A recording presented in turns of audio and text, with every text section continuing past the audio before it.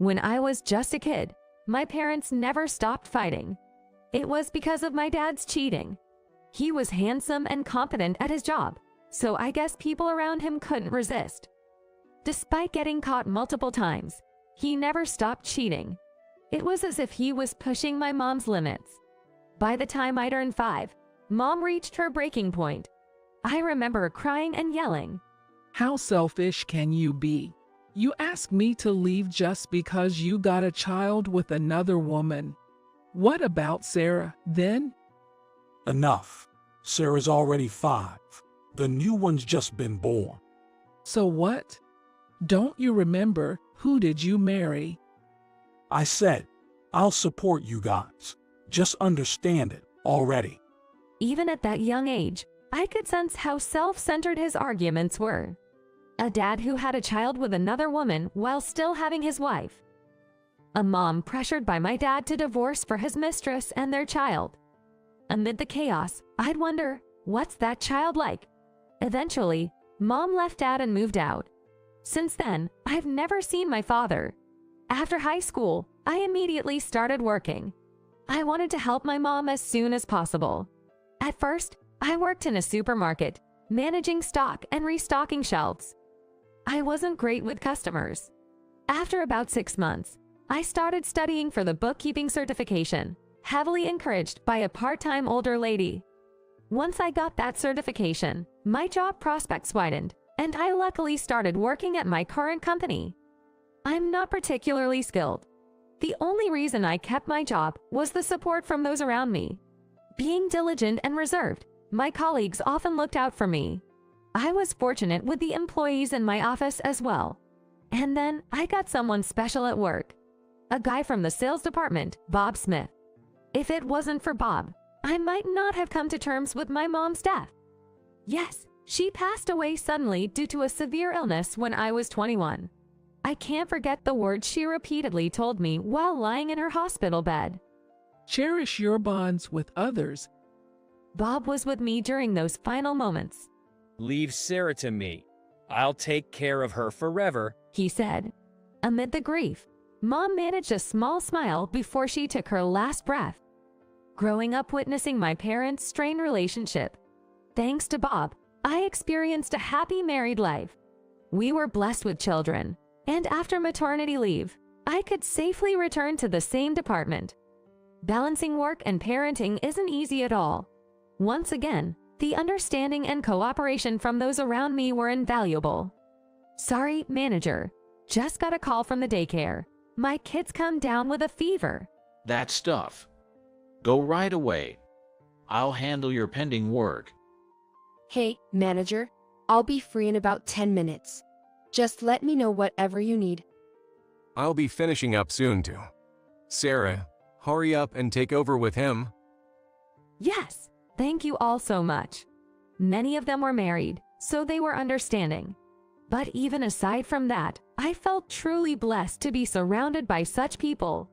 However, those happy moments didn't last long. One day, out of the blue, Bob passed away. It was a car accident during working hours. Now, like my mother, I have become a single parent. I didn't have the luxury of dwelling in my sorrow. Parenting and work won't wait for me to stop crying. I turned the condolences and encouragement from my colleagues into strength and started working hard again. A few months later, to fill the gap left by Bob, a new recruit joined our sales team. My name is Camila Johnson. Nice to meet you all. A stunning beauty and a capable salesperson with many accomplishments, Camila Johnson. Rumor had it she was well known in the industry, and the boss was thrilled she had joined us. And indeed, her skills were the real deal. Within 6 months of joining, she clinched several major deals in succession. Soon she was a part of the decision-making process in our department, and 2 years later, she was leading it. Camila had a captivating charm about her, and she knew it. She had an uncanny ability to understand what people wanted and adapt to them. Some employees felt she was standoffish, while others felt she favored them. It seemed she adjusted her attitude based on their enthusiasm and interest in her. What's more, she did it so naturally that it never felt obnoxious. Most employees were taken in by Camila. except for a few like me. I did my best to avoid interacting with her. I wanted to keep my distance. She probably noticed my aversion. After all, I wasn't as good at hiding my feelings as she was. The office became divided between the vast majority who were pro-Camila and a small minority who weren't. It was around this time that the economic downturn began to cast a dark shadow on the company's performance. Salaries and infrastructure investments were affected, and the atmosphere at the company gradually deteriorated. It was painful to feel the growing discontent among my colleagues. Backbiting increased, and people became more abrasive in their language. Some even began openly berating one another. Worse, no one seemed to want to step in. Most just turned a blind eye. Then came a proposal that only added to the chaos. It was from Camila. Let's boost our strengths through interdepartmental personnel exchange. She said the goal was to rebuild as a resilient company, ready for any situation. Unfortunately, I was chosen for this personnel exchange and was assigned to the sales team led by her. What I learned in sales was just how unsuited I was for it. That's about it. Being passive, wearing my emotions on my sleeve, and lacking in sociability weren't exactly assets in sales. But that didn't mean I could just sit around. I had targets to meet, and failure to achieve them would label me incompetent. Why can't you handle even such simple tasks? I really don't get it. Camila would sometimes throw such blatant sarcastic remarks my way. And once she started, there was no stopping her. There wasn't a single ally for me within the team. Nobody would defend me from her. Isn't your work just too slow? I wish you'd pick up the pace. People won't like you if you're so standoffish, you know? It's all about the sales smile. Got it. Please, can you at least follow through with what you say? Can you stop dragging us down? You're so useless. Almost every day, I was bombarded with these harsh words, and my motivation to work plummeted. But I couldn't take any days off. If I failed, I wouldn't be able to make ends meet. I needed to keep working for the sake of a happy life with my child. Back then, I believe my focus was more on protecting myself than on my job. I was constantly thinking about how to avoid any sarcastic comments from Camila or even how to avoid seeing her altogether. There were quite a few employees who were going through the same struggles as me. All of them were not by her side, and many of them were either mentally distressed or deeply hurt.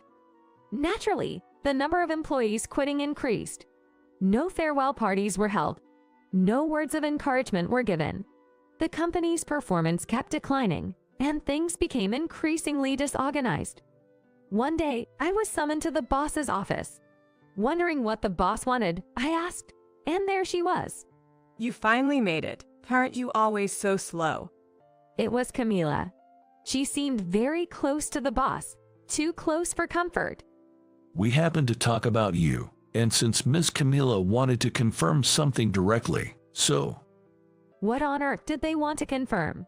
When our eyes met, she gave me a mocking laugh. Sarah, is it true you only have a high school diploma? What? Yes, I do, but...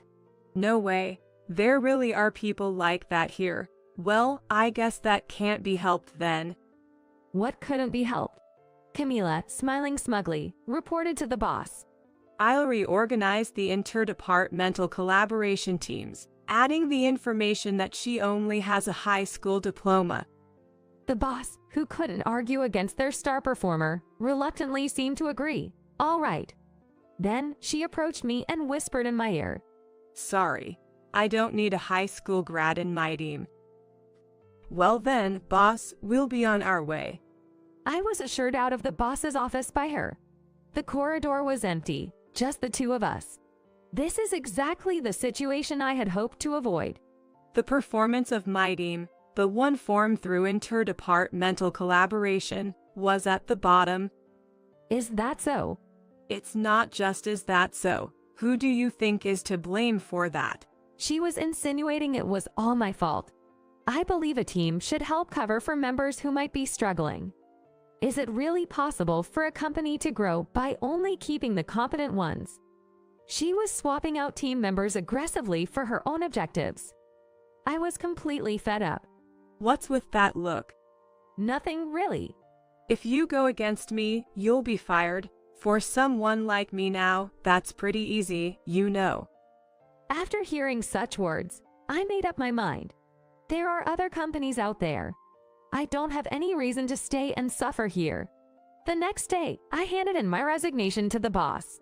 What surprised me was that upon hearing of my departure, many others followed suit. Most of them were female office workers who often interacted with me. If you are leaving, we're leaving too. We can't stand the way this company operates anymore. I was taken aback. I didn't realize that I was someone people looked up to. The news that several female employees, including myself, were quitting spread like wildfire throughout the company. The higher-ups weren't pleased, but we remained firm in our decision. On my last day at work, Wait, Sarah? someone called out to me as I was leaving the office. It was Camila. She was running towards me, looking distressed. I knew that recently she had become the scapegoat for the company's issues. Part of the reason the company lost so many employees was due to her. The company seemed to have finally recognized that. I've been talking to HR about the people who are quitting. Why, trying to find reasons to persuade us to stay. I apologize for prying into personal details without permission. I'm sorry. I was about to leave, but she stopped me with her loud voice. Why did you keep silent? Didn't you notice, sis? Sis. I turned around to face her once more. Yes, I had noticed from the beginning. The surname Johnson she had before marriage. The age difference between us. Her facial features. And most importantly, the self-centered nature, so much like my father. She is my half-sister. Surprisingly, tears began to stream down her face. My dad and mom are both gone due to illness. I've always lived alone. Then, she began to speak in bits and pieces. She found out at some point that she was a child born out of her father's cheating. She couldn't be proud of her birth, resented her irresponsible and promiscuous parents, and grew up without trusting anyone. All she had was a rebellious attitude towards her parents and thoughts of how to use those around her to get by. She's come this far by not opening up to anyone, using her talents and charm as her weapons. But I've reached my limit. It's the same no matter where I work. In the end, people always leave. You can't fool me with that. You're always thinking about yourself, not caring about others. But you are the only family I have now. If you also leave me, Camila, with tears streaming down, I spoke to. About everything since my parents got divorced. Cherish your bonds with others. With those words, my mom left me. I've lived earnestly till now. I might be leaving the company, but I'm not alone. I have a child and connections with friends. The child is a testament to the deep connection between Bob and me. Unbreakable bonds with friends prove it too. It's evidence that I've always valued relationships with others. You might want to think about others too, not just pity yourself all the time. think about others too. Just that might change a lot. Though, Sarah. I started walking, leaving her sobbing behind. I never looked back. Later on, I did something I never imagined I'd do after resigning. I reached out to trustworthy colleagues, and together, we started a new company. Thanks to the many skilled members who joined, our performance improved year by year. On the other hand, the company I used to work for couldn't recover from its poor performance and eventually went bankrupt. Several years have passed. To our surprise, an unexpected individual came in for a job interview. My name is Camila Johnson. Meeting her after such a long time, her eyes seemed strangely clearer and more straightforward than before. I'd like to start from scratch and learn everything here. Please give me a chance. She looked completely sincere. There was no reason to refuse. Everyone faces setbacks at some point in their lives. My colleagues and I welcomed her and took a new step forward together.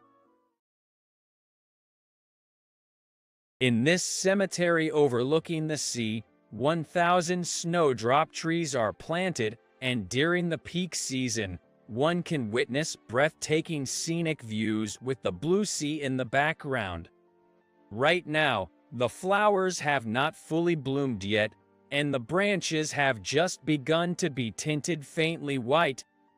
The grave where my parents rest is a little removed from the main section, located in a quiet spot where a large snowdrop tree stands. The sea can also be seen in the distance. They bloomed again this year. I touch the warm trunk of the old tree and sigh with relief. Lately, visiting the grave in this season has become something of an annual event. My name is Thomas Palmer, 29 years old. This spring, I graduated with a master's degree. I will soon return to my grandfather's home in New York and will start working for a pharmaceutical company in April. Today, I came here to report this to my parents. In front of the grave, I offered my father's favorite canned beer and donuts for my mother, who loved sweets, and sat under the sunflower tree facing the grave, drinking my own beer. A bit early for a snowdrop viewing, isn't it? A comfortable spring breeze caresses my cheeks. Suddenly, I saw the figure of an elderly woman walking towards me. I quickly stood up and squinted. Mrs. Adams. Mrs. Adams is the head mistress of Sea of Light Home, a children's care facility about 15 minutes drive from this cemetery. Oh my, Thomas. She stopped in surprise and then walked slowly over. I hadn't seen her since last summer, so only about half a year had passed, but she looked like she'd aged quite a bit. What a coincidence. I'm so happy to see you, Thomas. How have you been? She took my hand and squinted with joy. The wrinkles at the corners of her eyes, her charm point, had deepened.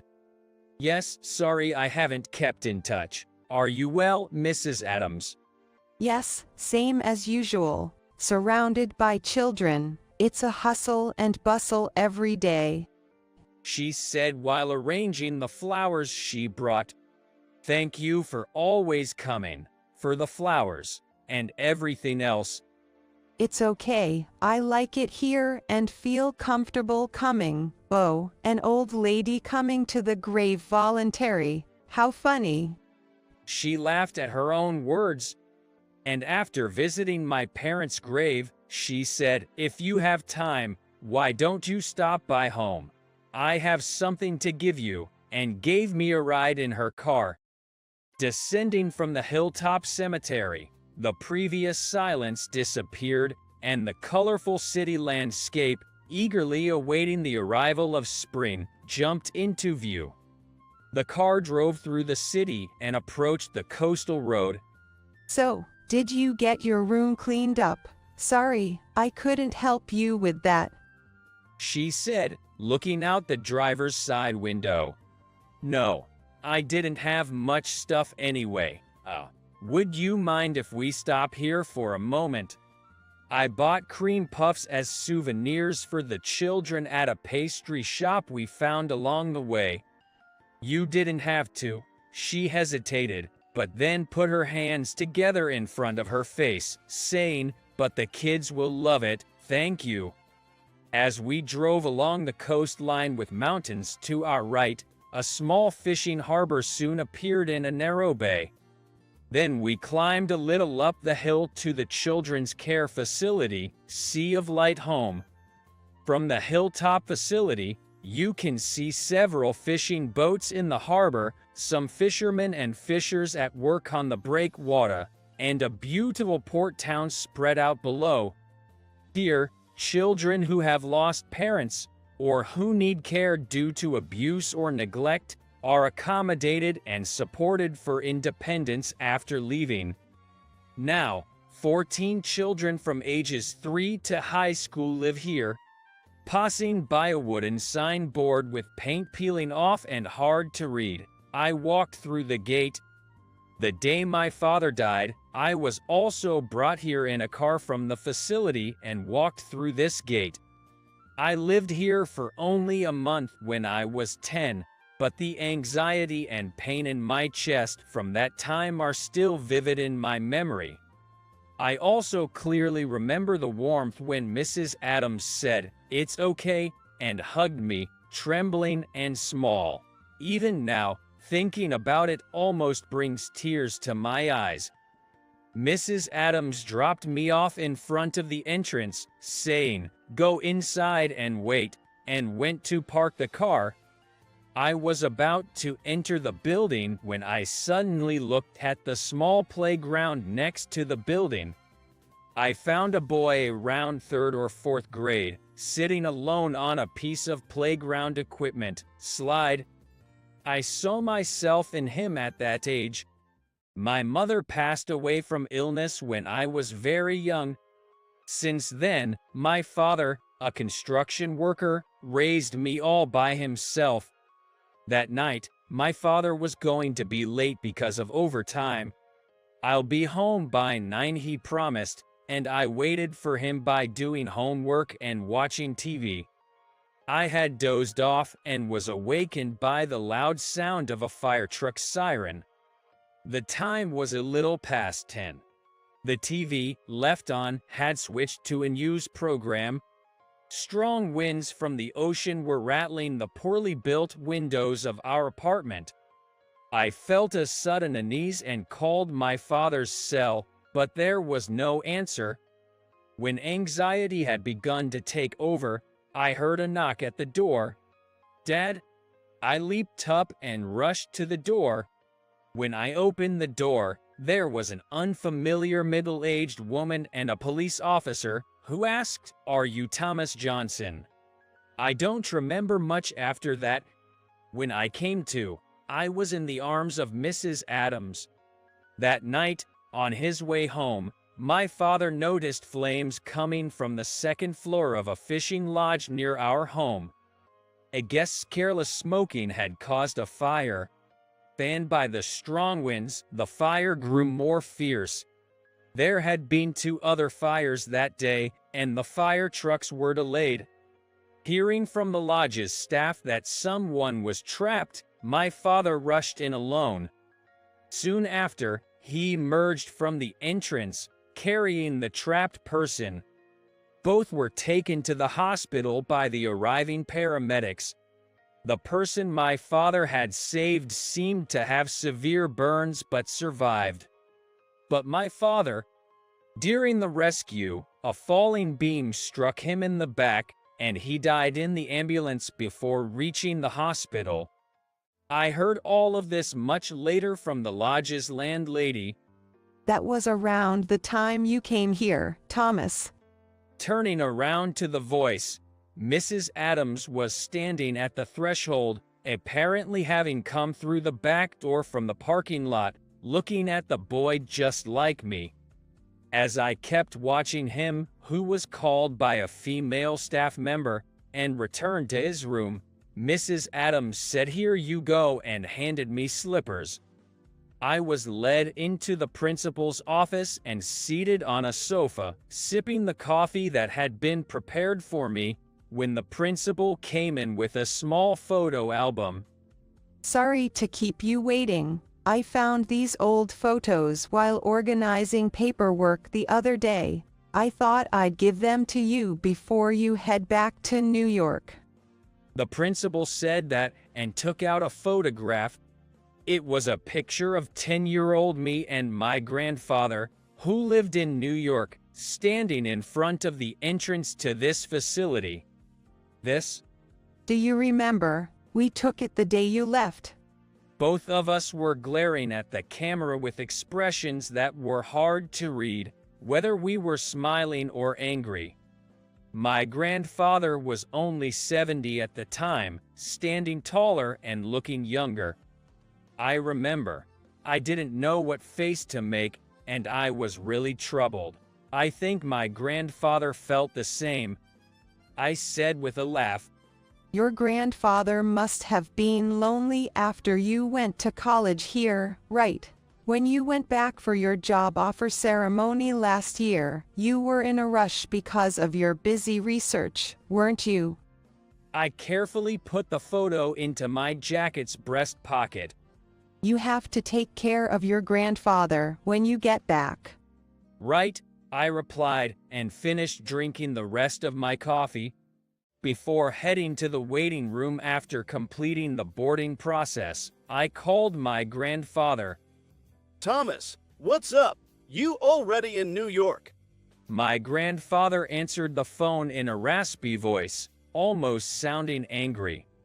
I'm about to board the plane now. I'll be in New York in the evening. Did my luggage arrive? Yeah, I carried it into your room. By the way, Thomas. Huh? Are you sure you really made the right decision taking a job here? What? Why would you say that? Never mind. Just be careful on your way home. I'll have someone pick you up at the airport. Grandpa abruptly hung up the phone. Not again. He always holds back on saying what's truly important.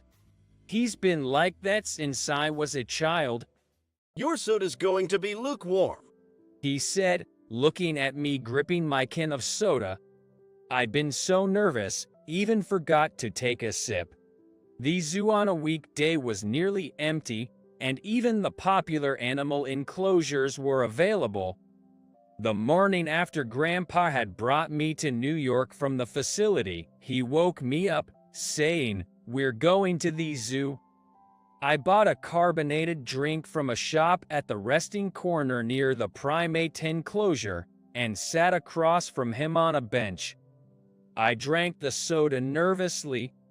He watched me drink, squinting his eyes, as if watching a panda munching on bamboo. Suddenly, I spotted a mother and baby chimpanzee. Look, a baby chimpanzee.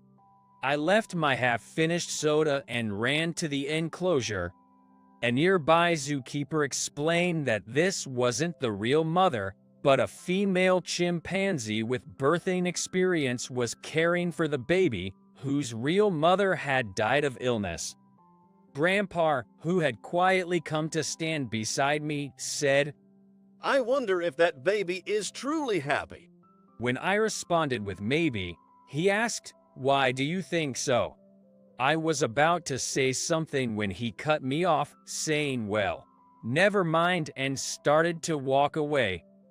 I couldn't call back this old man, whose name I still didn't know what to call, and I followed him, feeling as if I'd done something wrong.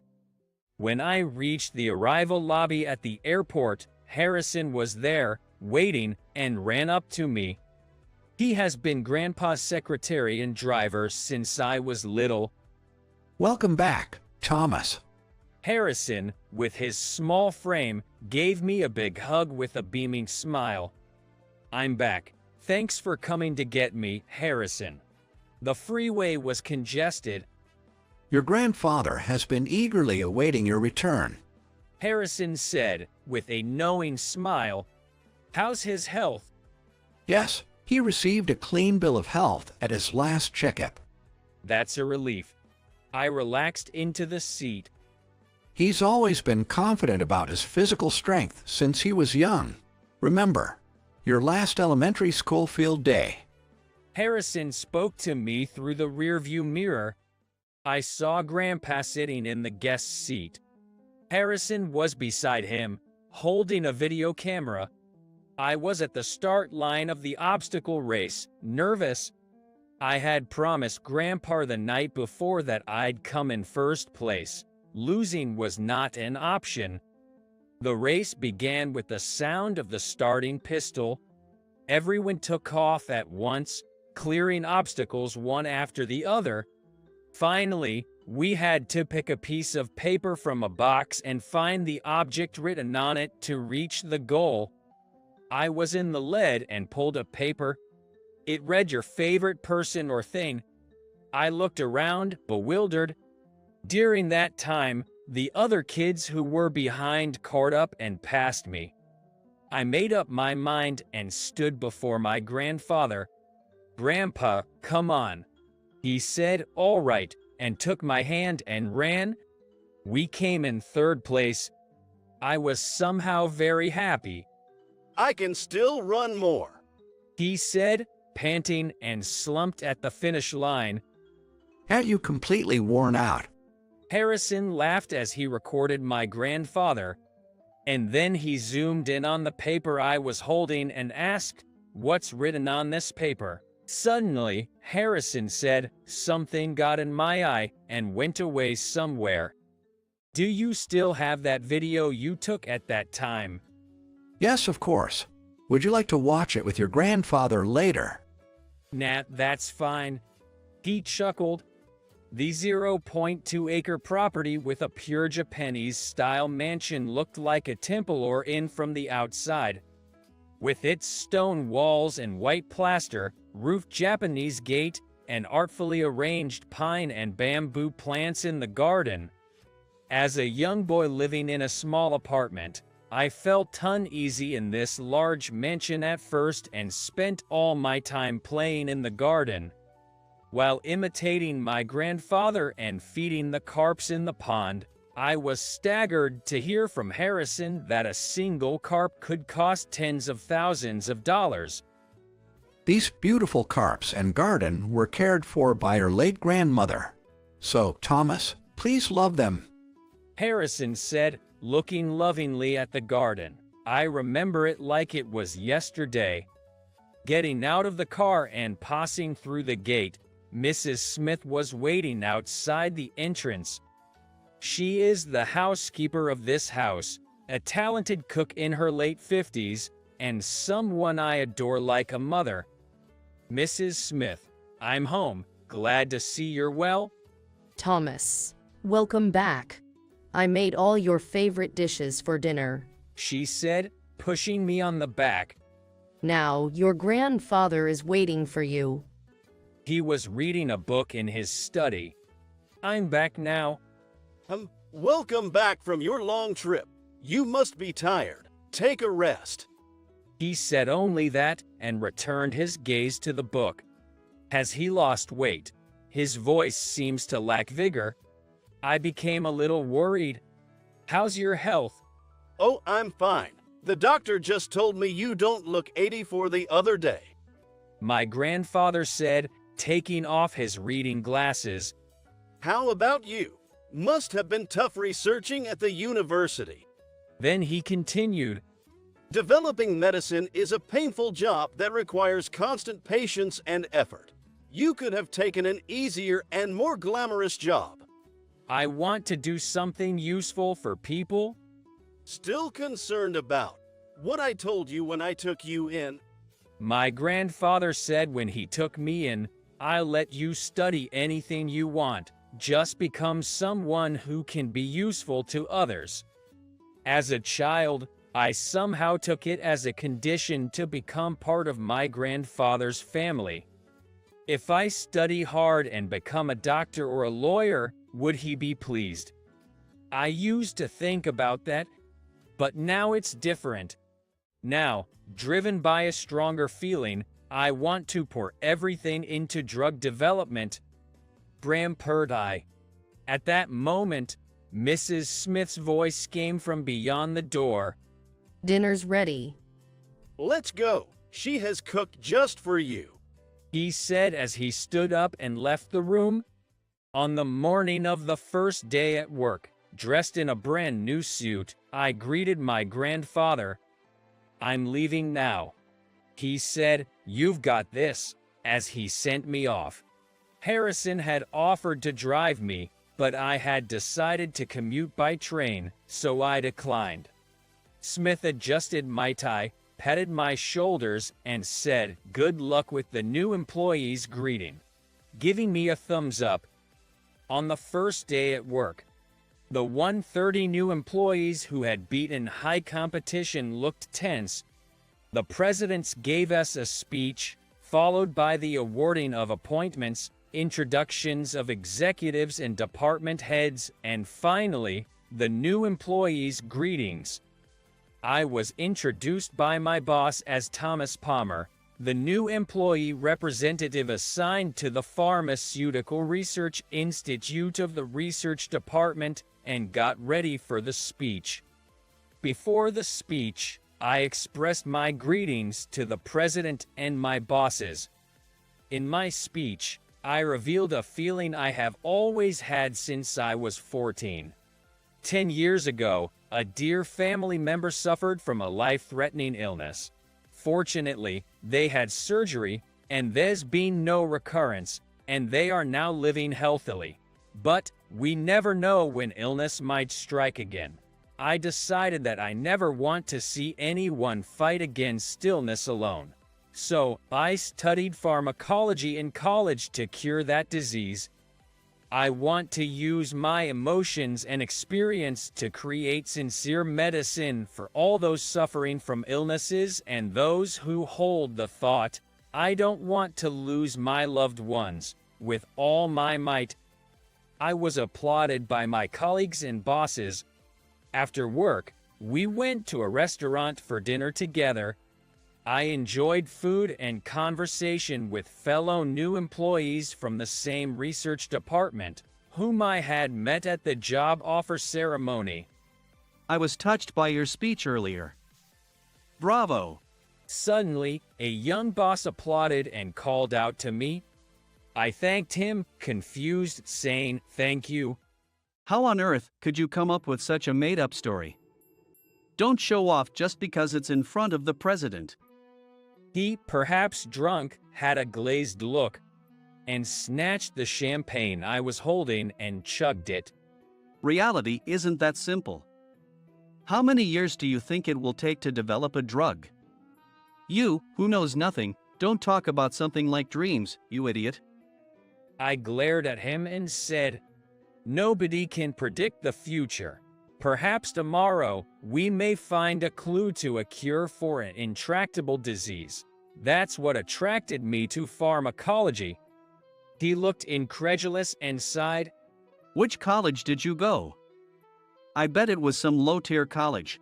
My young boss, who had graduated from a top private university and worked as a medical representative with top sales, talked incessantly about things I hadn't even asked. That's impressive. I'm from a university in Nebraska. Huh? You graduated from a pharmaceutical department in Nebraska, and you got into this company? It's a miracle. A miracle.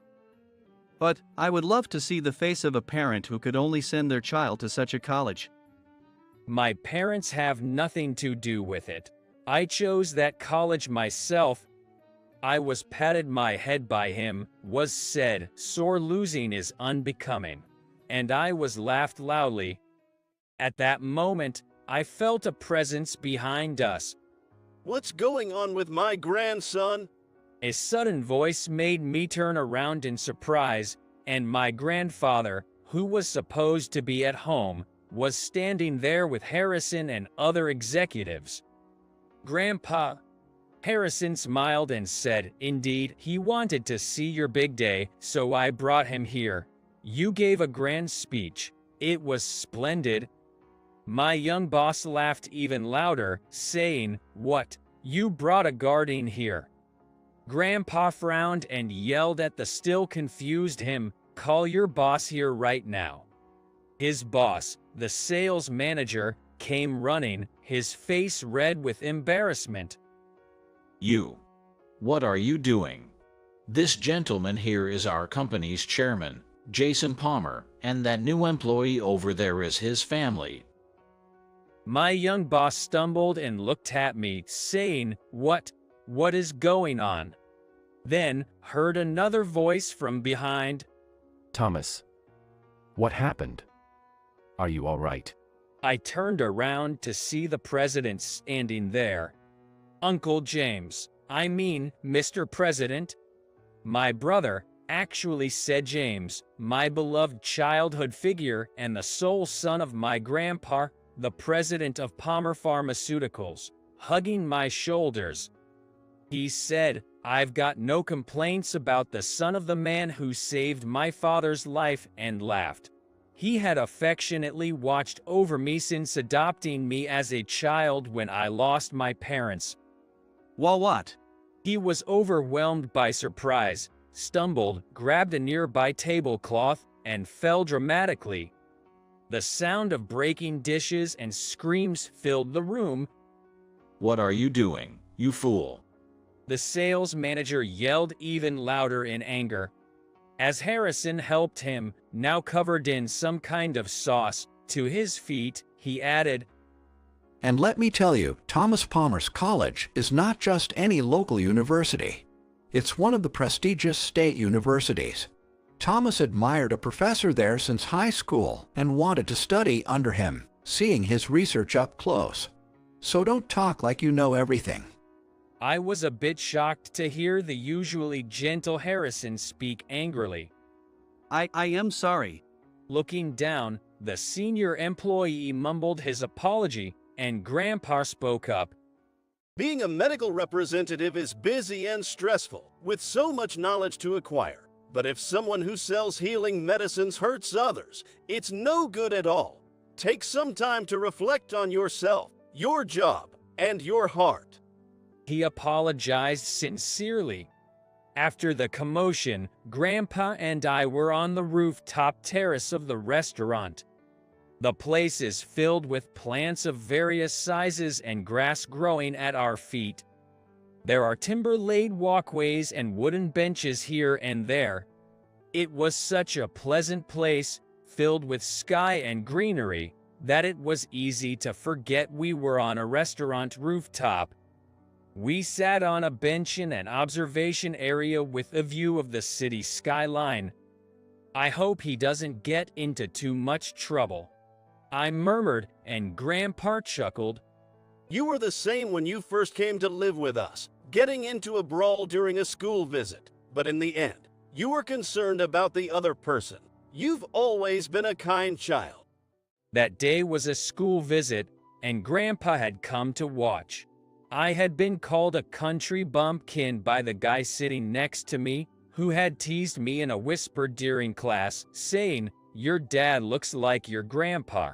In my anger, I stood up and shoved him. I said, "He's not my dad. He's my grandpa," I yelled, and we ended up in a fist fight. Naturally, the class was interrupted. The teacher was furious, and the other parents were in an uproar when Grandpa shouted, "Good, good. Men should be like this." Then he laughed loudly. Everyone else started laughing, and the atmosphere instantly relaxed. Grandpa. On the way home from school, I called him like that for the first time as we walked together. He turned around and said, "What's up?" I felt happy somehow and said, "I hope he doesn't get scolded too much."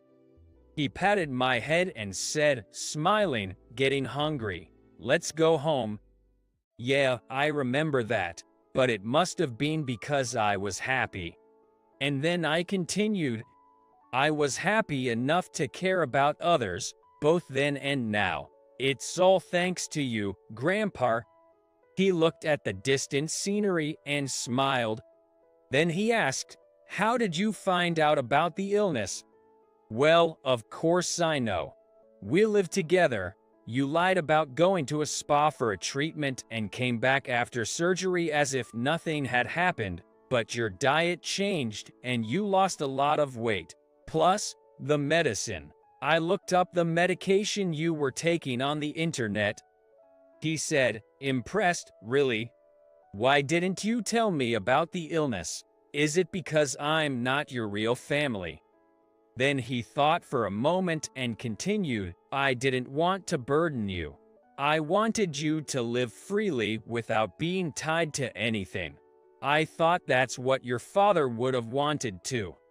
And he went on, "When you said you were going to take the college entrance exam in your hometown, I felt both happy and sad that you were growing up and leaving my side to return home. I thought I might have returned the favor to your father." Return the favor? I looked at his face. He had tears in his eyes. "Thomas, I'm sorry for keeping this from you. Actually, I am. The one your father saved from the fire 14 years ago is." "You're the one Dad saved, right?" He turned to me. "How did you know?" "I kind of figured. Maybe that was it. When I was a kid, I saw it by chance. When you were changing your clothes, there were big burn scars from your shoulder to arm. I'm so sorry. Suddenly, he rose from the bench, fell to his knees, and broke down in tears. If only I hadn't been too late to escape, your father would have survived. Forgive me, please. I knelt down in front of my trembling grandpa, who was almost in a position of groveling. Why are you apologizing? I was so happy to be taken in by you, Grandpa. I was really happy that Dad saved you, Grandpa. I've never held a grudge. And then I continued, I'm truly grateful that you fought your illness alone so you wouldn't worry me. Thank you for being alive and for being by my side. Thank you, Grandpa. He cried out in pain and wept. Several years later, I was absorbed in developing new drugs. Mrs. Smith continues to work as a maid even in her old age. Make sure you eat properly, no matter how busy you are, she told me, preparing a nutritious packed lunch for me every day. Mr. Harrison has retired, but he comes every day to take care of the carps and tend to the plants. Grandpa passed away last year. He passed away peacefully, sitting in a chair on the porch of this mansion, looking out at his beloved garden and carp pond. He left me this house and a letter. In it, his sincere feelings for me were expressed in simple, unadorned words. He wanted to live with me and watch over me more. He wanted to talk about many things. And at the end it was written, Follow the path you believe in without hesitation. Even if it's a rough path, it will be a bright one, and I will be watching over you with your parents. I carried this letter with me like a charm. Then, time passed further. Spring. There is a newspaper in front of his portrait. The headline in the newspaper reads, Palmer Pharmaceuticals' new drug, clinical trials begin. The full bloom of white snowdrops is breathtaking against the blue of the sea. On the mountain path leading to the cemetery, snowdrop petals are spread out like a carpet, and the occasional strong sea breeze lifts them into the air, creating a fantastical scene with the light of spring. Papa, get me the hat. My daughter Maya chases after the hat that flew my way. My wife, Catherine, chases after her, laughing and saying, You'll fall if you run. I pick up the hat, put it on Maya's head, and give her a shoulder ride. Maya is frolicking above my head, reaching for the snowdrops. I've taken a long vacation for the first time in a while and brought my family to my hometown, Nebraska, to visit my parents' graves. At the gravesite, I told my parents that I was living happily, so they could rest assured. Maya also puts her small hands together with a solemn face. Looking up at an old tree that still blooms every year, I said to Catherine, who was by my side, This snowdrop tree is quite old, but it's still blooming every year. She touched the trunk. It's warm. I reached out to the trunk too. At that moment, I felt as though I was touching Grandpa. Tears welled up naturally. Catherine looked at me and asked, What's wrong? But I wiped my tears and said, It's nothing. I feel that my parents and Grandpa, who are always by my side watching over me, are still with me. The strength of my father who risked his life to save others, and my grandfather who showered me, his adopted child, with unconditional love. With their love in my heart, I am determined to live to the fullest for my beloved family and for anyone who needs my strength. Snowdrops fall again in the wind, and then gently land. I watched Catherine and Maya playing with the petals, feeling truly blessed. My name is Kevin.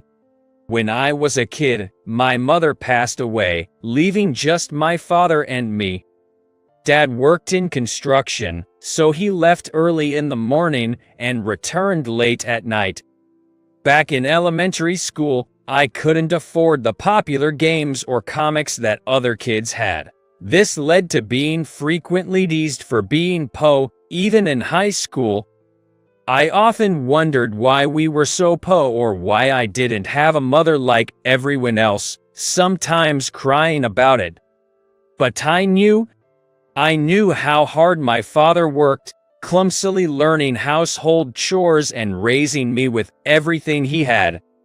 After my mother's departure, he always tried his best not to make me feel lonely. On days off, he'd always take me out. On birthdays, he'd buy me games I wanted but could never ask for, or bake me a cake, even if it looked a little funny. Seeing the way my father lived, I started dreaming of becoming a respectable man like him someday. What are your plans for your future? My dad once asked. I'm currently a junior in high school.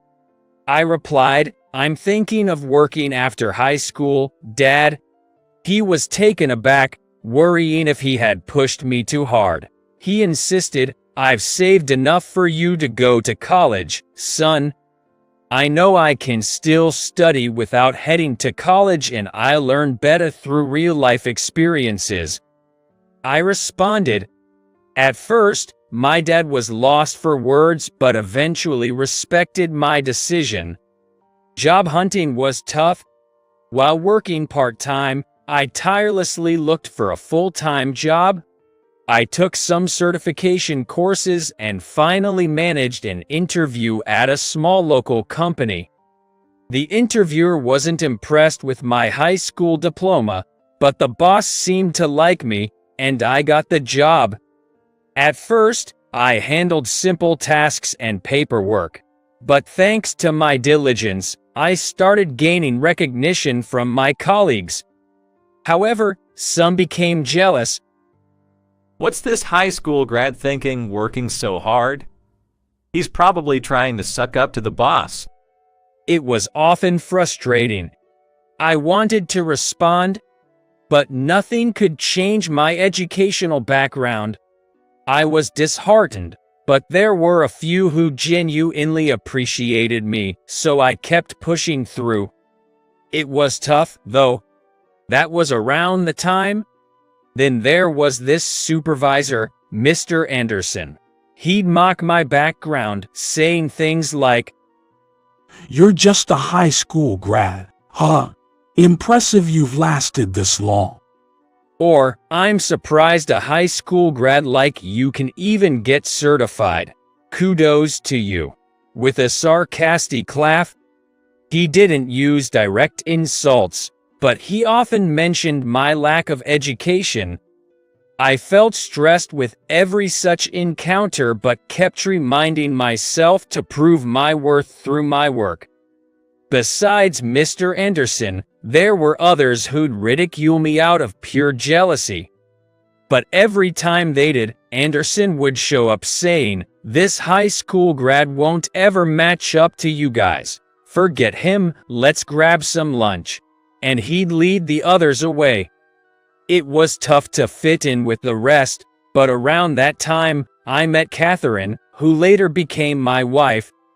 She was technically my senior at work, but we clicked instantly. She was a cheerful woman who, despite sometimes having a sharp tongue, was always a great listener. She'd often invite me out for drinks or treat me to some burgers after work.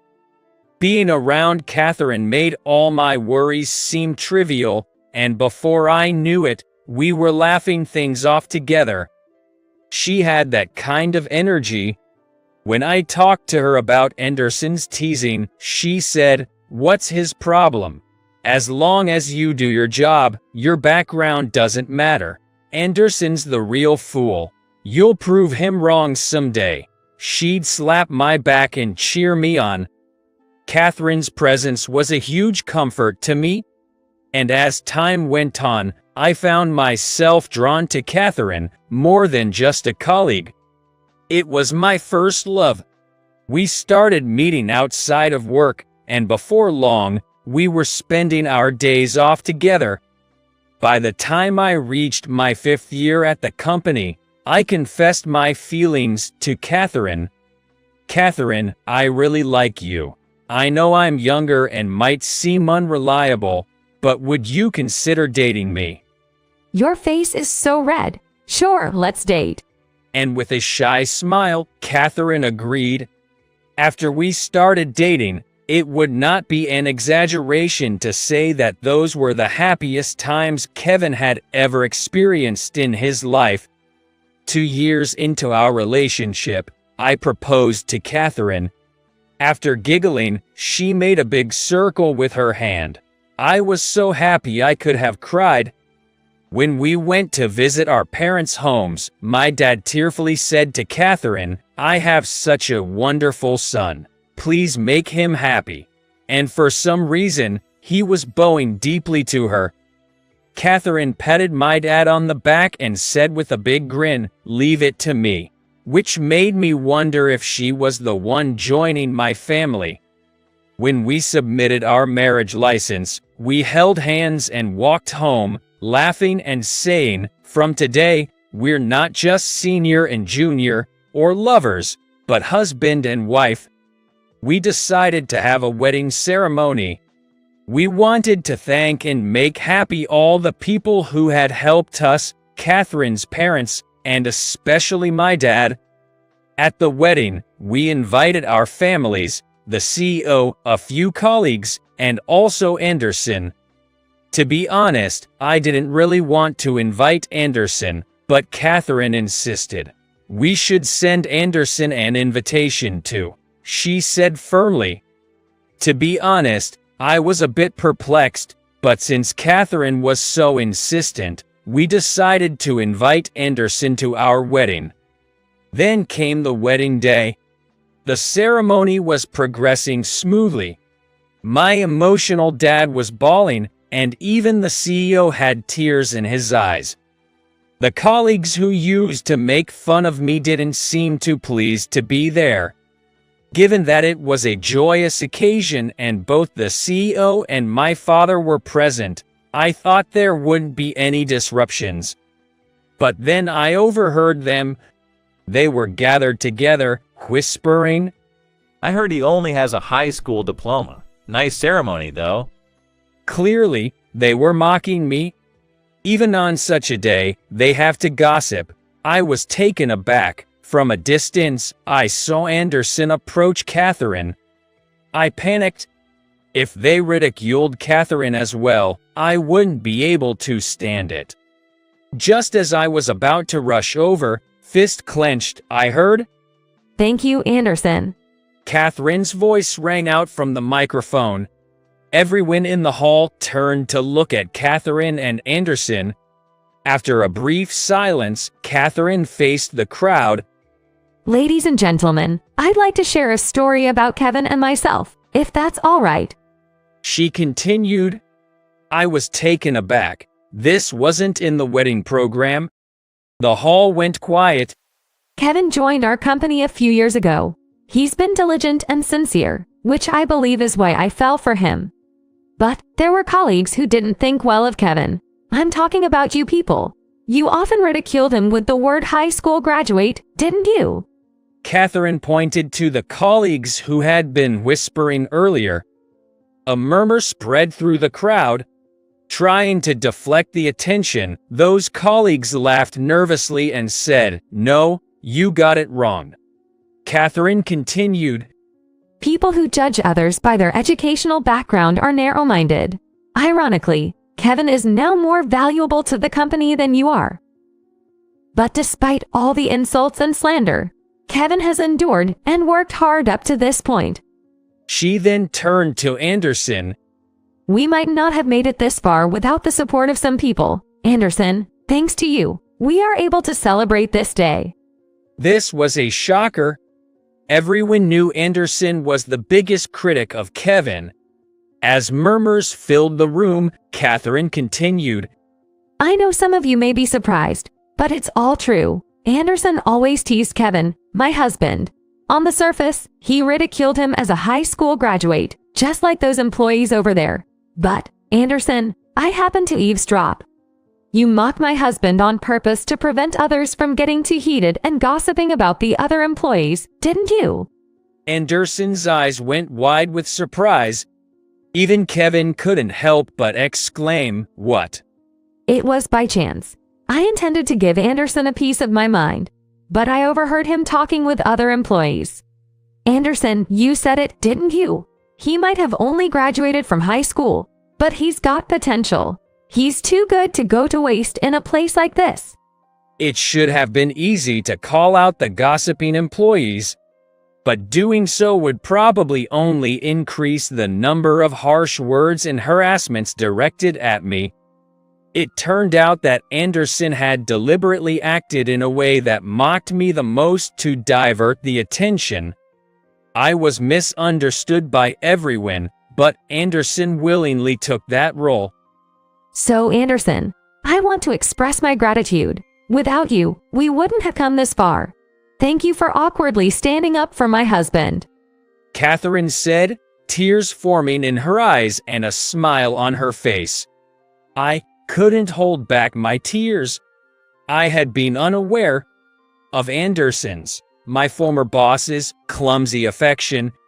I rushed over to Catherine and Anderson. Catherine handed me the microphone. Our eyes met, and she seemed to say, "You have something to say, don't you?" With tears streaming down my face, I mustered up the strength to say, "Anderson, thank you so much." That was all I could manage. To be honest, I hadn't even processed my emotions yet, but in a split second, Catherine proved that he wasn't the bad guy. From somewhere in the room, perhaps my father, applause began to fill the venue. Anderson looked a bit uncomfortable, but he also looked pleased. Before I knew it, the gossiping employees had swiftly exited the venue. I was sobbing, repeating Anderson, Anderson, when he told me, "Hey, today's your big day. Get on with the ceremony," with a bemused smile. The ceremony proceeded smoothly after that commotion and soon concluded. And at work, there were no more employees mocking me as the high school grad. Whether they learned their lesson from Catherine's words or genuinely reflected on their behavior was unclear. A few years later, laughter echoed from an apartment. Hey, Kevin, how the heck do you hold a baby? Anderson's panicked voice, Catherine and my father's laughter, and then there was me. Ever since that wedding day misunderstanding was cleared up, I had wanted to express my gratitude to Anderson, so Catherine and I often invited him for dinner and got closer. You really are something. After all the times I mocked you. Anderson remarked with a wry smile, to which I responded, I wouldn't be where I am today without you, Anderson. Be proud of that. Meanwhile, Catherine was laughing hysterically on the side. A few years after that wedding, Catherine and I had a child. Today, Anderson and my father were visiting our home. Even after the wedding, my father had repeatedly thanked Anderson, and before we knew it, our families had become close.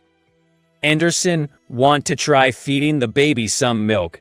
We'll help. Catherine and I offered. Anderson held our baby carefully and said, Really? You better help. His face was panicked but pleased. It was almost unthinkable to see such a change in my old boss, Anderson, which made me chuckle. I loved video games ever since I was in elementary school. Well, you could say I was what they call a nerd. I loved them so much that by the time I was in high school, I started making my own video game. Spending all day locked up in my room working on video game meant I didn't have many close friends, so I was always alone. I don't know if it was because of this or if it's just my personality, but by the time I started learning programming in college, the girls had kindly nicknamed me the skilled but kinda creepy nerd. Don't worry. You are a winner as long as you are doing what you love, no matter what others say. My mom, always laughing and saying these words, was so social and cheerful that I sometimes wondered if she really was my real mother. When I was in high school, my dad passed away from cancer, so it's just been two of us. But thanks to my cheerful mom, I never felt lonely. Eventually, I graduated and became a working adult. I landed a job at a major game company, which had been my dream, and I was excited to work there every day. Most of the time, I didn't talk to anyone, just staring at the computer screen all day. This job was perfect for me, and thanks to my salary, I could finally give my mom, who worked as a nanny, a bit of break. But all that ended after 3 years. I was chosen to join a team for a big company-wide project. However, a colleague named John stole my ideas. When I protested to the company, they immediately pressured me to resign. The company chose John, who was popular and got along well with the bosses, over a low-key employee like me. I have never resented my post-social skills more than that period of time. A year has passed since then. I've been job hunting, but I'm still unemployed. Living off my savings, my mom, seeing me just lounging around at home, yelled at me, "Get off your butt. A young man like you shouldn't be lazing around. It's driving me nuts watching you. Get up and do some work, anything." She yanked off my blanket and flung the windows wide open. "What do you mean by anything?" In a rush, I snatched back the blanket and wrapped it around myself. "The company I'm working for is hiring janitors for the building. The boss was saying they're short on men, so I recommended you for the job. You have an interview this evening." A janitor? I don't want that kind of job. "Don't be picky. You can't babysit, can you? Now get up." The blanket was yanked off me again, and I tumbled out of the bed. "It's not a customer service, so you won't have to deal with people much. And cleaning can be therapeutic. When you're polishing a floor, it's like you're cleansing your soul. It's the perfect job for you right now. Understand? Don't make your mom look bad." With a stern voice, Mom exited the room humming a tune. Since then, I've been working part-time as a janitor. At first, I was reluctant, but it turned out to be a good job for me. We mostly work in pairs, but usually, we're each on a different floor doing our own thing. There are many senior staff members, and it was nice that the women's staffs were rather quiet. And just like Mom said, the act of mindlessly polishing brought a sense of accomplishment. Looking at the shiny windows and floors felt refreshing. Thanks to the physical work, my daily meals tasted better. I thought I might continue this janitor job when suddenly, a trouble happened. "Hey, aren't you Anderson?" While I was cleaning in a new building, a voice called out to me. I turned around to see my old coworker, John. "Definitely, it's Anderson. Why are you dressed like that?" John laughed loudly, slapping my shoulder. I said nothing and looked down. "A janitor? Seriously? That's hilarious." He slapped my shoulder again and again, and I snapped, "That hurts, you know." "Sorry, man. But it's good to see you. I work in this company now. After you left, I got headhunted. Remember that software I made? It hit big. I clenched my fist hearing the software I made. The nerve of him to say it so casually. This company's been growing super fast. It's hard being in the spotlight as the hitmaker, you know? Excuse me, I'm working. Leaving John, who was still bragging, I walked away. I had a sinking feeling in my chest and felt miserable. Every day after that, John would mess with me. He'd deliberately bump into me, knocking over buckets or spilling the coffee I was carrying onto the freshly polished hallway. It's the kind of bullying you'd expect from grade schoolers, yet he'd do it every day without getting bored. I just endured it all. I didn't want to pick a fight because it might bring trouble to my mom. Seems like you've got a lot on your plate, ho. One evening, while I was absent-mindedly watching TV with a beer, my mom spoke to me. What do you mean a lot? Don't play dumb. I've heard about it from the chief, you know. Mom cracked open a can of beer and sat down next to me. John is that guy who stole your plan in your previous company, right? I couldn't help but smirk at her way of putting it. It's not a plan, call it an idea. It's all the same. Besides, I heard the harassment's been pretty bad. Everyone's worried about you. How do you even know all this? You work in the babysitting department, right? Don't underestimate my network. Unlike you, I have lots of friends. She finished her beer and gave me a stern look. So, aren't you upset to be treated like that by such a guy? Well, I am upset, but... Then get back at him with your work. She stood up and handed me a piece of paper from her work bag. When I looked, it was a flyer that read in bold letters, "Freelancers welcome. Seeking innovative game software." The lady I'm babysitting for, her mom's the CEO of that company. You mean the building there? The company name mentioned at the bottom was the same as where I currently work, and where John is. Yes. When I mentioned you, she gave me this. How about it? A chance to get back at him. I stared at the flyer, completely absorbed.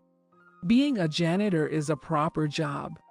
But it's not what you really want to do, right? It's about time you got back into the swing of things. If you don't do it now, you're not much of a man. She gave me a strong pat on the back and then stood up. Just so you know, the CEO is pretty strict. Don't expect any special treatment just because you're my son. Earn your stripes on your own. She flashed a thumbs up with a grin and said, "All right, bath time," and started humming a classic song as she walked out of the living room. Feeling ashamed that, at 27, my mom was still introducing me to job opportunities and worrying about me, I decided to give it a shot. I really wanted to prove myself in front of John. That motivation was really strong. Over the next 3 months, I juggled my janitorial duties during the day and immersed myself in software development at night. As time went on, I realized how much I loved this work, and no matter how late I stayed up, I was always excited. Thanks to that, I didn't care less about John's petty pranks. All I could think about was the software. Yes.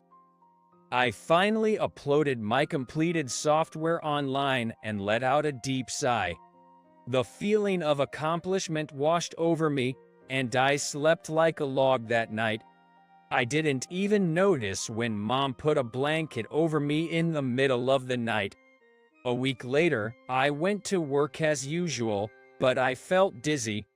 I guess pushing myself finally caught up to me, and I could taste the fever in my mouth. Are you okay? Your face is red. Ms. Thompson, my colleague, looked at me with concern. I'm sorry. Can I leave after finishing this up? Of course. I'll talk to Chief. Ms. Thompson then went upstairs. I filled a bucket with water and lifted it. Suddenly, I felt wobbly and spilled some of the water. What the hell? I realized I made a mistake, but it was too late. To make the matter worse, the person I spilled water on was John. I'm so sorry.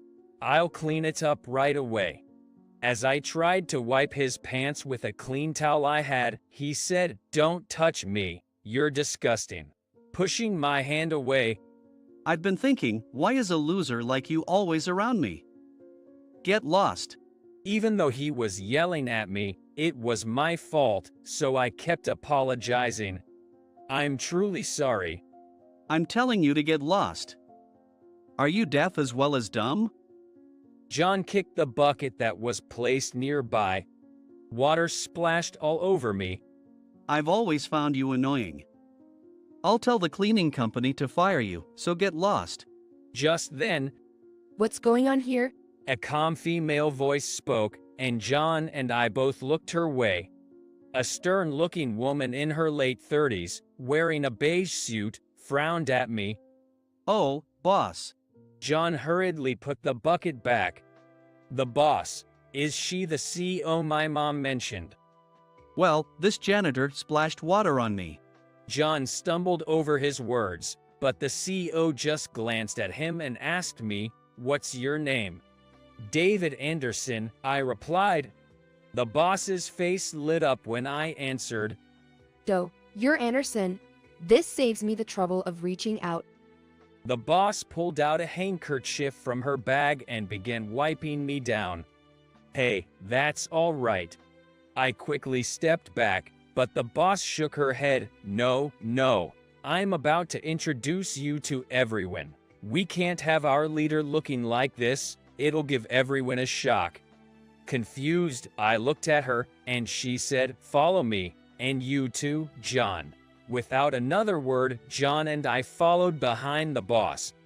She opened a door with a sign "Product Development" and said, "Everyone, a moment, please." The boss pulled me by the arm to stand next to her. The eyes of about 30 staff members were all on me. We're starting a big project company-wide and held a competition for software development. We had many excellent entries from within the company, but after a strict selection process, David Anderson's work was chosen.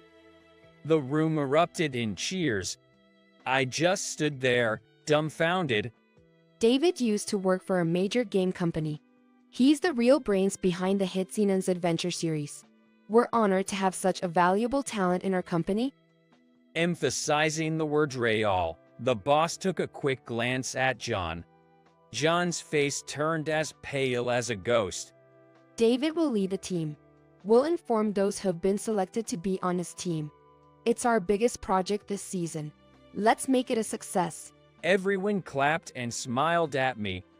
The sudden turn of events had me completely dumbfounded. Then, the boss extended his right hand to me, whispering, "I'm truly indebted to your mom for all she's done for us. But remember, this is all about your own abilities. I've heard about what John did to you before. You don't have to worry about that here." I finally realized this was all real. In that moment, I felt the tears welling up. "I appreciate it. Thank you." I firmly shook the boss's hand. The boss gave me a big smile and nodded. The sound of warm applause was music to my ears. After that, I was hired full-time. When I greeted the cleaning company's chief, he cheerfully said, "Congratulations." Mrs. Anderson was really worried about you. Make your mom proud? That's when I realized just how much my mom cared for me. Always with a smile, seemingly without a care in the world, my mom was always there, worrying about me. The job was tough but fulfilling.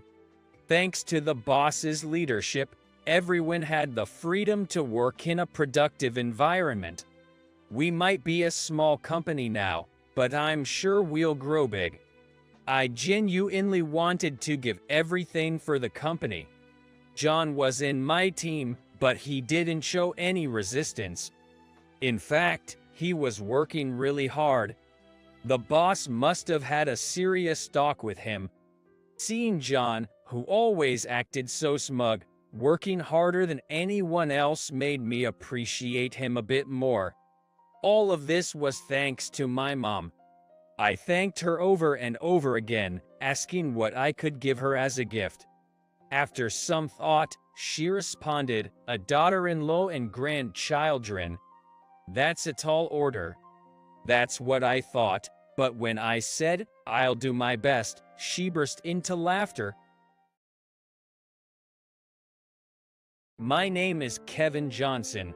My mother raised me single-handedly, and I only know what my dad looks like from pictures. He got addicted to gambling before I was born, and it became too much for my mom, so she divorced him.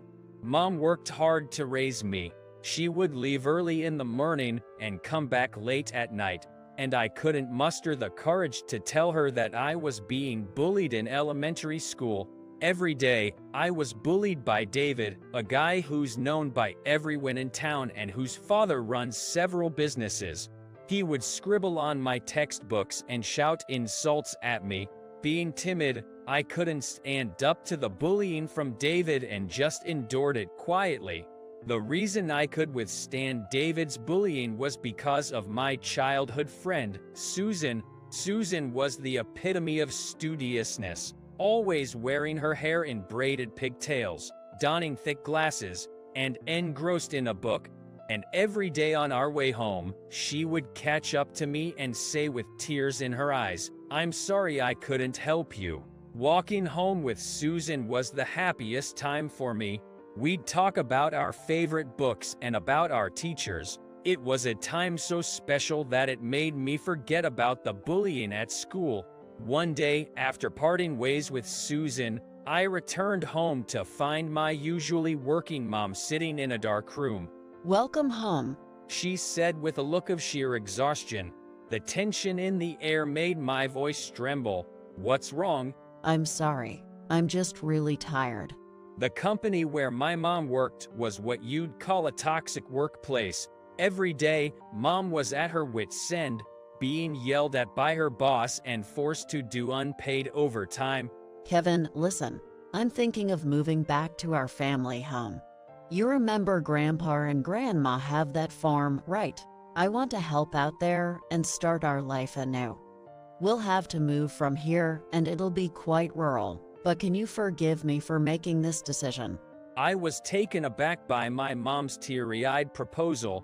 I was sad about not seeing Susan anymore, but the idea of going to school without having to see David's face was appealing. Besides, I couldn't possibly ask my exhausted mom to keep working at her current job.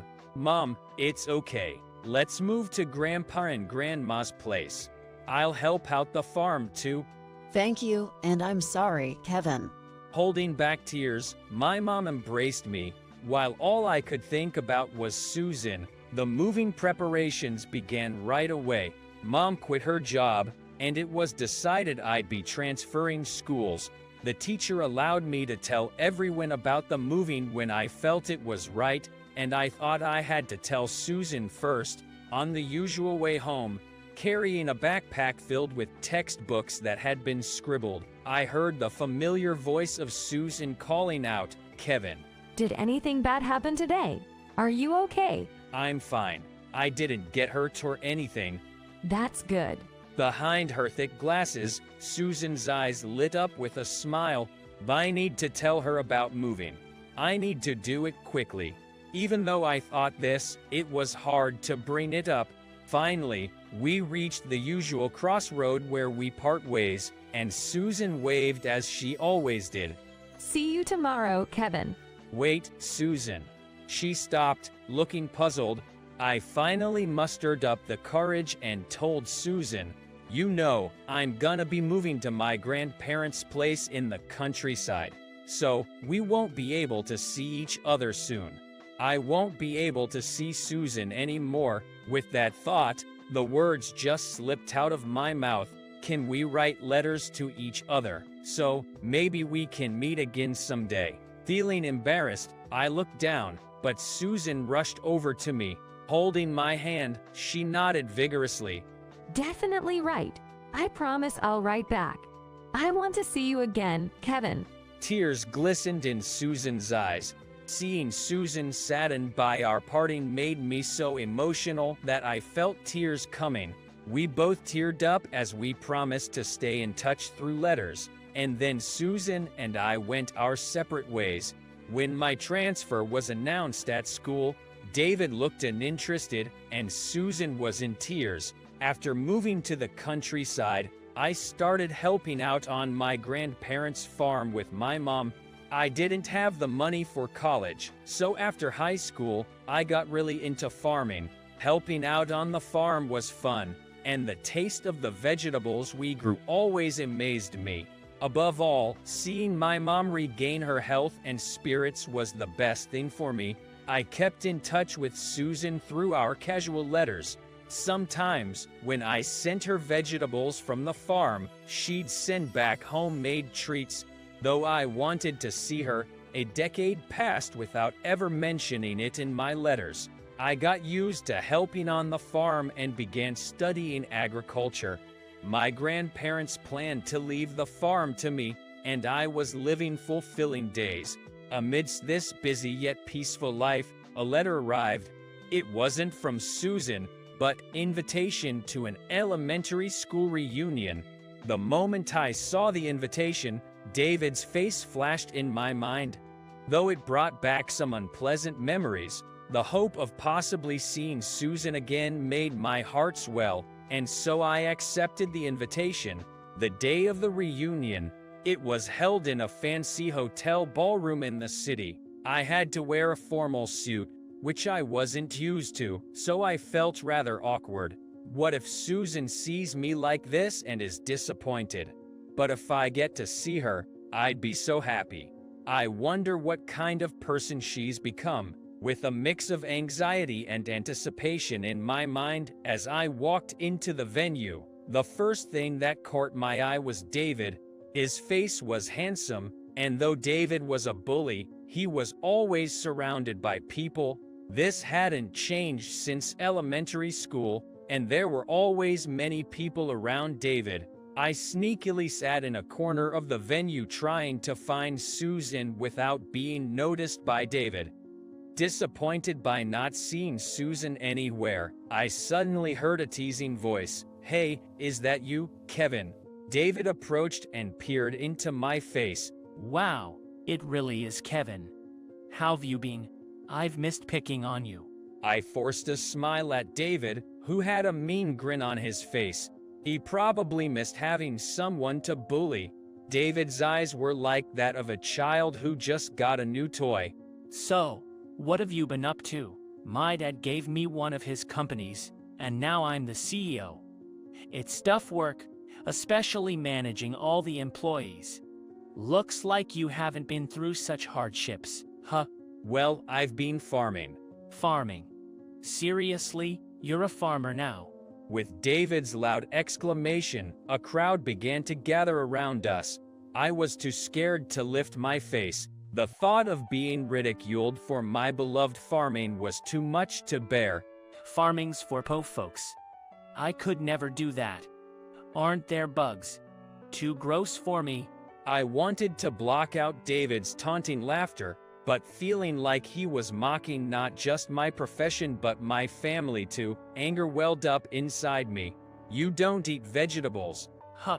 If there were no farmers, you wouldn't have vegetables to eat," I retorted with a shaky voice. Back in elementary school, I never stood up to David, but now it seemed to annoy him that I was fighting back. Just as David was about to say something, the door of the hall suddenly opened. Sorry I'm late. The tense atmosphere in the room instantly changed as a beautiful woman entered. The beautiful woman, with her gorgeous long hair tied back, quickly brightened up and rushed towards David and me. David greeted her with a warm smile and opened his arms slightly, welcoming her. Who's she? I don't remember someone that pretty in our school. Passing by the confident David, the beautiful woman took my hand. I recognized the touch immediately. Susan. Yes, I've missed you, Kevin. I was dumbfounded that Susan, with whom I had only communicated through letters, had turned out to be so stunning. As if to suppress the growing joy of our reunion, David exclaimed, "No way." Susan, is that really you? You've become so beautiful. I didn't recognize you. What are you doing these days? I work at the front desk of this hotel. I got held up with some work and was running late. Oh, then you know my dad's company is one of this hotel's clients. The reason we got to have our reunion in such a nice place is thanks to me. If I had known you were working here, I would have come to this hotel way sooner. As David bragged, Susan tightened her grip on my hand without replying. Hey, Kevin, I have someone I want you to meet. Before I could catch up with this sudden turn of events, David exclaimed in a disgruntled voice, "Hey." Susan, don't waste your time with him. Do you know what this guy's doing now? He's a farmer. A mucky, uncool job. In contrast, I'm a young CEO with a lot of money. You'd have a much better time with me. David, are you unaware of what Kevin is currently doing? I told you, he's a farmer. David looked utterly confused. You're mistaken. While Kevin is helping out on a farm, he's also attending grad school at New York University, studying agriculture in depth. What? David's exclamation of surprise was echoed by murmurs from those around. Before I could intervene, Susan began explaining my situation. I had developed a passion for farming while helping out my grandparents on their farm, with a growing desire to cultivate better crops and improve the agriculture industry. I worked hard and got admitted to NYU. From this year, I have been delving deeper into my agricultural studies at the graduate level. Hearing all this from Susan, David was taken aback. Ignoring David's stunned expression, Susan urged me to stand up from my chair. Kevin, I told you that there's someone I want you to meet. Brace yourself. As she smiled warmly, she led me towards the door and called for the hotel manager. When the door opened and the manager walked in, I was lost for words. Though he had aged, there was no doubt that face was the same one I saw in the photo, unmistakably my dad's. "Is that you, Dad?" Kevin, you've grown up so well. The manager, "No, my dad," said with a choked-up voice. According to Susan, Dad often talked about his estranged son. After they got divorced, Dad, who was full of regret at the time, started to work at a hotel and worked hard. His dedication was recognized, and he became a manager. Susan heard stories about Dad's son and realized it was me setting up this reunion. I'm sorry for not being there for you all these years. I wasn't sure if I should face you, but Susan convinced me. I'm glad to see you. I wanted to meet you too, Dad. I bet Mom would love to see you.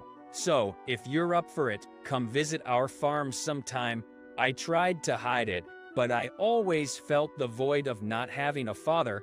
Whenever Mom shared memories of Dad, she seemed lonely. I think if Dad hadn't gotten caught up in gambling, Mom would have wanted to be with him forever. At my invitation, Dad smiled and said thank you. Amidst the applause for the emotional reunion at the reunion venue, Dad walked over to a stunned David. You must be Mr. Johnson's son. The staff here informed me about all of your actions and words. If someone like you is going to take over, I have to reconsider our dealings with Mr. Johnson's company. I'll be sure to discuss today's events with your father in detail. David, looking pale as a ghost at these words, quickly apologized. I'm so sorry. Shouting his apology, David hastily left the reunion. Seeing him retreat like that was laughable. considering how everyone had been afraid of such a guy before. This reunion inspired me to ask Susan out on a date, and we began dating shortly after. A few years later, against all odds, I proposed to my first love, Susan, and we got married. After the reunion, on my insistence, my dad visited the farm. My mom was initially surprised, but she's grown to accept the changed man he's become.